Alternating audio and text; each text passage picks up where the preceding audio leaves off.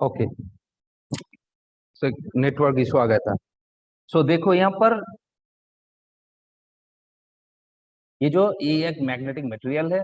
इसको अगर हम मैग्नेटाइज करेंगे तो इसका दोनों तरफ दो पोल क्रिएट हो जाएगा, नॉर्थ एंड साउथ को। सो यहाँ पर एक पोल स्ट्रेंथ भी आ जाएगा। जब पोल क्रिएट हुआ है तो यहाँ पर पोल स्ट्रेंथ आ जाएगा। सो ये जो पोल स्ट्रेंथ है एम है, ये एम किसके ऊपर डिपेंड करेगा?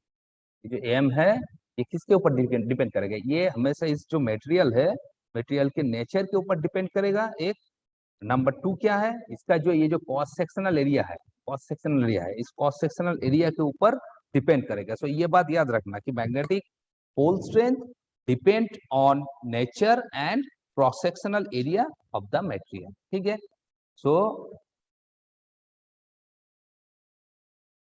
It depend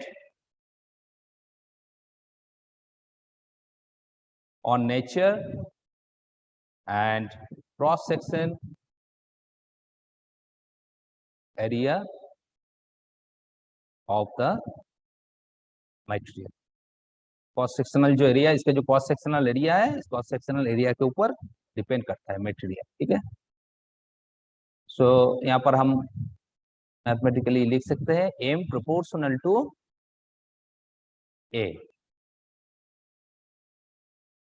M proportional to A. ठीक है, सो यहाँ पर साफ साफ क्लियर है। देखो ए अगर एम प्रोपोर्शनल टू ए है तो एरिया जितना ज्यादा होगा, इसका जो पोल स्ट्रेंथ है एम, एम का वैल्यू भी उतना ही ज्यादा होगा। ठीक है, क्रॉस सेक्शनल एरिया जितना ज्यादा होगा, इसका जो पोल स्ट्रेंथ है उतना ज्यादा होगा। और पोल स्ट्रेंथ जितना ज्यादा होगा, इसका जो फील्ड प्रोड्यूस करने का जो स्ट्रेंथ है, मतलब कि मैग्नेटिक डाइपोल मोमेंट का जो वैल्यू आएगा वो भी ज्यादा हो जाएगा।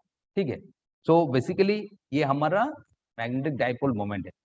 और यहाँ पर देखो, यहाँ पर पोल स्ट्रेंथ का भी एक यूनिट आता है। सो पोल स्ट्रेंथ का जो एसआई यूनिट आएगा, एसआई यूनिट पोल स्ट्रेंथ का जो आएगा वो क्या है? Ampere metre. ठीक है, पोल स्ट्रेंथ का जो एसआई यूनिट है वो क्या है? Ampere metre. और मैग्नेटिक डाइपोल मोमेंट का जो यूनिट आएगा वो क्या है? एम्पियर मीटर स्क्वायर और जूल पर टेस्ला। ठीक है, अभी यहां तक कॉन्सेप्ट क्लियर है?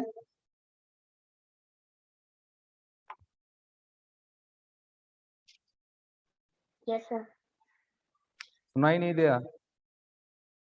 यस हाँ सर। या ना? क्लियर है ना? Yes sir. ओके, ठीक है। सो चलो अब हम देखते हैं नेक्स्ट टर्म।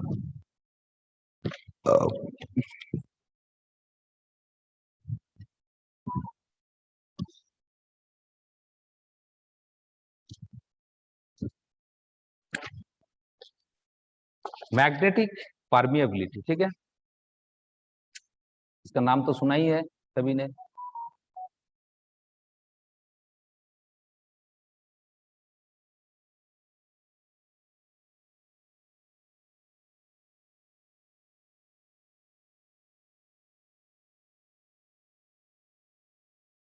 सो मैग्नेटिक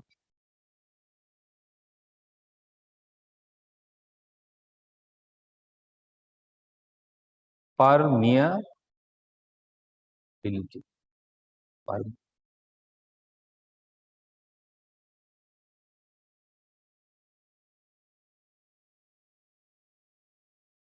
आरती आरती यस असीमा, सर। कितने बजे से क्लास है? Sir 11:10 sir. तो लिंक शेयर किया है सर ने? Yes sir. अच्छा, तो ठीक है, 10 मिनट बाद छोड़ देते हैं। हाँ, तो सर को बता देना। ठीक है, हम भी सर को बता देंगे। Okay okay sir. Okay, so magnetic okay sir. Permeability. तो मैग्नेटिक परमिएबिलिटी क्या है?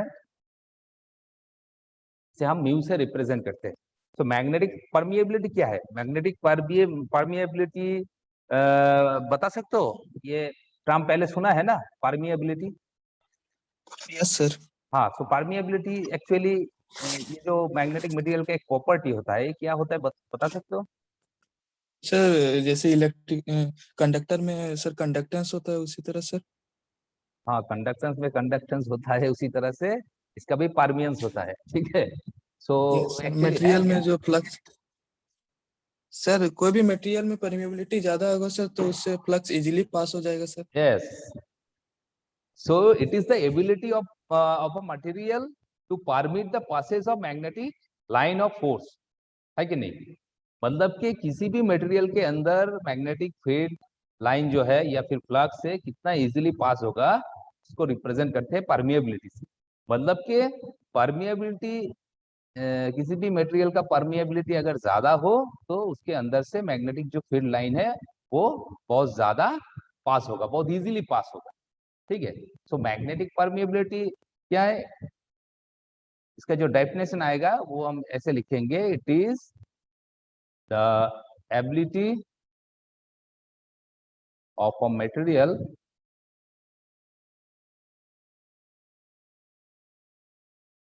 To permit the passes of magnetic line of magnetic lines of force through it, ठीक है, through it। मतलब कि किसी भी मैग्नेटिक मटेरियल के अंदर से कितना, वो कितना फ्लक्स उसके अंदर से पास होने देगा, ये इसके ऊपर डिपेंड करता है, ये परमिएबिलिटी के ऊपर डिपेंड करता है। जैसे कि हमने इलेक्ट्रिकल नेटवर्क में देखा है कि एक इलेक्ट्रिकल कंडक्टर के अंदर कंडक्टेंस एक प्रॉपर्टी होता है। कंडक्टेंस क्या होता है, जितना ज्यादा कंडक्टेंस होता है कंडक्टर के अंदर से उतना ज्यादा करंट फ्लो होता है। वैसे ही यहाँ पर क्या मैग्नेटिक मटेरियल का एक परमियंस होता है ना। तो ये जो परमिएबिलिटी होता है ये क्या होता है, ये एक्चुअली इसके अंदर से कितना फ्लक्स ये पास होने देगा वो डिपेंड करता है परमिएबिलिटी के ऊपर। तो परमिएबिलिटी किसी भी मटेरियल का, मैग्नेटिक मटेरियल का जितना ज्यादा होगा, हम कह सकते हैं उसके अंदर से फ्लक्स भी या फिर मैग्नेटिक लाइन ऑफ फोर्स इतना ज्यादा पास होगा। मतलब कि मोर मैग्नेटिक, मतलब कि क्या है, more magnetic permeability, more easily magnetic field will pass, field will pass, ठीक है। तो इसको हम क्या कहते हैं, इसको हम कहते हैं मैग्नेटिक परमिएबिलिटी, ठीक है। ये जो मैग्नेटिक परमिएबिलिटी होता है, जैसे कि हम जानते म्यू नॉट, म्यू नॉट क्या है, म्यू नॉट है, ये क्या है, ये magnetic permeability of free space और वैक्यूम और एयर, ठीक है। इसको हम वैक्यूम, एयर और जो फ्री स्पेस हमारा होता है एक्चुअली उसका जो परमिएबिलिटी है उसको हम म्यू नॉट से रिप्रेजेंट करते हैं, ठीक है। क्या है, magnetic permeability, permeability of free space. और ये अगर हम सिर्फ म्यू से रिप्रेजेंट करेंगे तो क्या होगा, म्यू क्या है, म्यू है magnetic permeability of a medium. मतलब कि ये फ्री स्पेस के बगैर किसी भी, अगर हम मीडियम ले लेंगे तो उस मीडियम का जो परमिएबिलिटी होगा उसको हम म्यू से रिप्रेजेंट करेंगे। और फ्री स्पेस का जो परमिएबिलिटी है या फिर एयर है या फिर वैक्यूम है उसको हम रिप्रेजेंट करेंगे म्यू नॉट से। और म्यू नॉट का एक स्टैंडर्ड वैल्यू होता है, ये वैल्यू याद रखना, न्यूमेरिकल सॉल्व करने में इसका जरूरत होगा।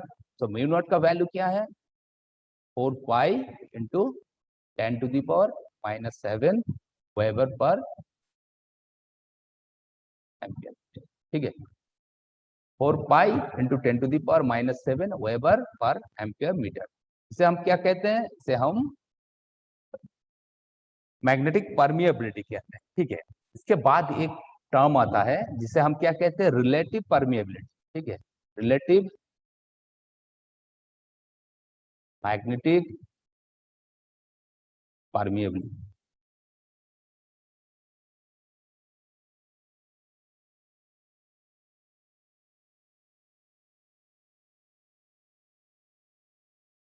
Relative magnetic permeability mu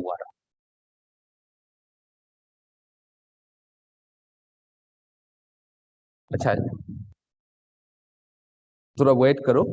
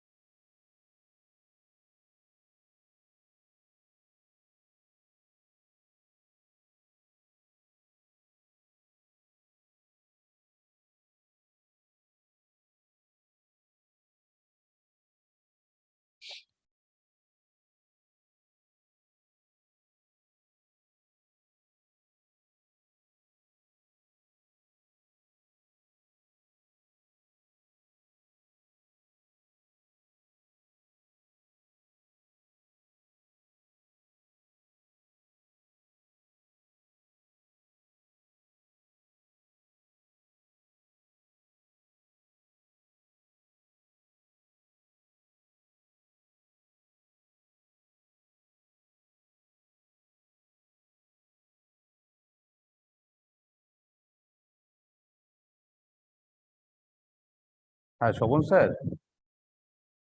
hello hello hello.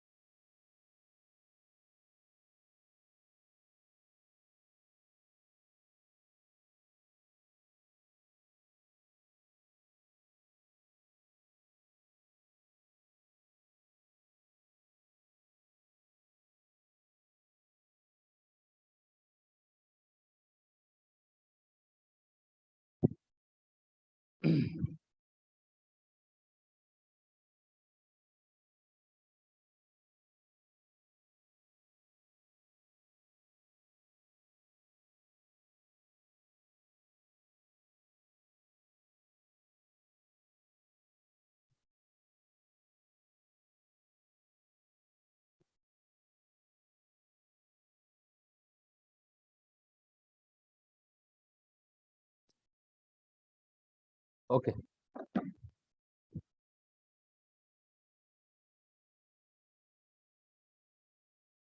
सो देखो relative permeability. So relative magnetic permeability है क्या, ठीक है। So relative permeability is the ratio of magnetic permeability of the material to the magnetic permeability of free space, ठीक है। मतलब कि क्या है, जैसे कि हमने अभी बताया, ये म्यू नॉट जो है, म्यू नॉट क्या है, ये magnetic permeability of free space, and mu क्या है, म्यू है परमिएबिलिटी ऑफ द मटेरियल। सो उन दोनों के जो रेशियो होता है उसको हम रिलेटिव मैग्नेटिक परमिएबिलिटी कहते हैं, ठीक है। So relative magnetic permeability, relative magnetic permeability is the ratio of magnetic permeability of the material mu, okay, to the magnetic permeability of free space, the magnetic permeability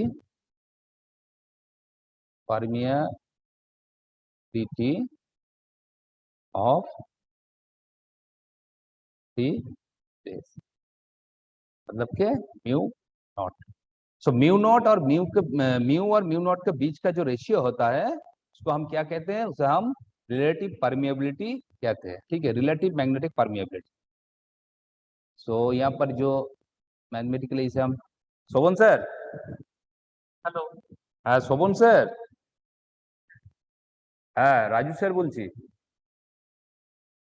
হ্যাঁ, call করেছিলাম, network problem ছিল মনে হয়। বলছি ক্লাসটা আমি 15 minute পরে ছাড়বো, ঠিক আছে? আপনি কটায় টাইম দিয়েছেন?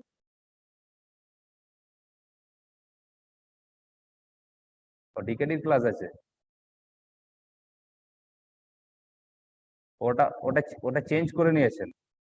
ঠিক, ঠিক আছে, ওকে, আমি ডিকেডির সঙ্গে কথা বলছি।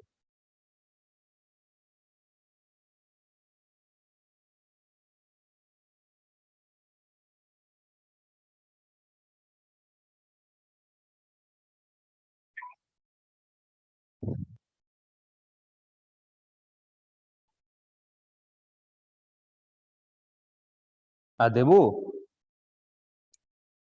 বলছি যে শোভনের সাথে তোমার ক্লাসটা ইন্টারচেঞ্জ হয়েছে। তুমি কটা থেকে টাইম দিয়েছো? ও 5 মিনিট পরে স্টার্ট করবে, ঠিক আছে। ওটাই আমি বলছিলাম যে ক্লাসটা আমার চলছে কন্টিনিউ, ঠিক আছে? তো তুমি 10 মিনিট পরে, হ্যাঁ, ইয়ে করে নিও, ঠিক আছে? স্টার্ট করো। আমার ক্লাস তো 11টা 10 পর্যন্ত ছিল। তো আর 5-10 মিনিট, 5-10 মিনিট পরে তুমি স্টার্ট করো, ঠিক আছে? ঠিক আছে, আচ্ছা,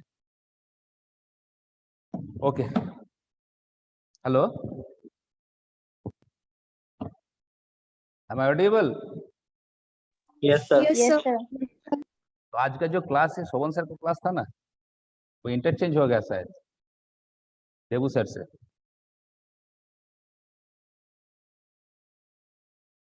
ठीक है, सो देखो यहाँ पर क्या है, रिलेटिव मैग्नेटिक परमिएबिलिटी, जैसे कि mu are.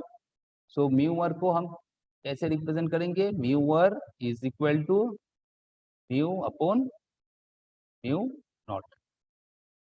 Mu R is equal to क्या है? Mu upon mu naught. तो म्यू म्यू क्या है? Mu permeability of the material, and mu naught क्या है? Permeability of the free space. ठीक है, इन दोनों का जो रेशियो होता है वही म्यू आर होता है। तो म्यू आर का देखो यहाँ पर साफ साफ क्लियर है, ये क्या है? ये रेशियो है, परमिएबिलिटी का एक रेशियो है। सो इसका जो यूनिट होगा क्या होगा? कुछ भी नहीं होगा। तो mu R has no unit, मतलब रिलेटिव परमिएबिलिटी जो होता है, रिलेटिव परमिएबिलिटी का कोई यूनिट होता है, यूनिट नहीं होता है, ठीक है? और इस रिलेटिव परमिएबिलिटी को हम कुछ इस तरह से भी रिप्रेजेंट करते हैं, B upon B naught. B क्या है और बी नॉट क्या है? देखो, तब किसी भी एक्सटर्नल मैग्नेटिक फील्ड, मान लो कि ये एक एक्सटर्नल मैग्नेटिक फील्ड है, ठीक है? ये एक एक्सटर्नल मैग्नेटिक फील्ड है। इसके ऊपर अगर हम मैग्नेटिक मटेरियल यहाँ पर अगर हम रखेंगे तो क्या होगा? इसके अंदर ये तो मैग्नेटाइज हो जाएगा, और ये मटेरियल जब मैग्नेटाइज होगा तो इसके अंदर भी क्या है? मैग्नेटिक फील्ड प्रोड्यूस होगा, है कि नहीं? इसके अंदर भी मैग्नेटिक फील्ड प्रोड्यूस्ड होगा, ठीक है? बी। और ये जो एक्सटर्नल जो हमारा जो फील्ड है, ये फील्ड है, इस फील्ड को हम बी नॉट से रिप्रेजेंट करते हैं। एक्सटर्नल मैग्नेटिक फील्ड को हम बी नॉट से रिप्रेजेंट करते हैं, और इसके बीच का जो यहाँ पर जो नेट मैग्नेटिक फील्ड हुआ है, ये क्या है? ये है बी। सो ये बी और बी नॉट का जो रेशियो होता है, इस रेशियो से भी हम रिलेटिव परमिएबिलिटी को हम रिप्रेजेंट करते हैं, ठीक है? सो ये हो गया हमारा रिलेटिव परमिएबिलिटी। एक एग्जांपल क्या है यार? जैसे कि म्यू आर फॉर एयर और वैक्यूम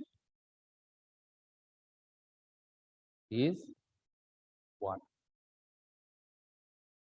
वैक्यूम और एयर के लिए ये जो रिलेटिव परमिएबिलिटी है, ये 1 के बराबर है। और जब जो फेरोमैग्नेटिक टाइप का जो मटेरियल होता है, जैसे कि आयरन होता है, तो आयरन का जो रिलेटिव परमिएबिलिटी होगा वो बहुत ज्यादा होता है, ठीक है? बहुत ज्यादा, मतलब कि मान लो कि 7000 to 8000 के आसपास इसका परमिएबिलिटी आएगा, ठीक है? सो बेसिकली ये हमारा रिलेटिव परमिएबिलिटी। सो ठीक है, आज की क्लास यहीं तक। क्या सब क्लियर है concept? Yes sir. Yes, sir. Okay, किसी को कुछ पूछना है तो पूछ सकते हो।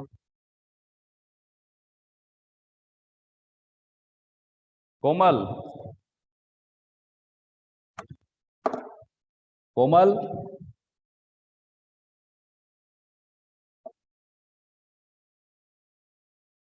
कोमल, कोमल कुमारी।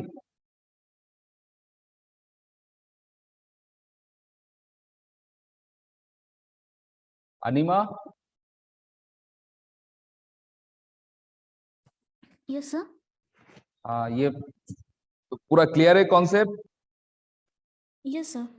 ओके, दीपक, Yes, sir. ओके, तो ठीक है, I am ending my class. Next class में इसको फिर से कंटिन्यू करेंगे। अच्छा प्रणब, यस सर। तो अटेंडेंस भेज देना, ठीक है, व्हाट्सएप कर देना। यस।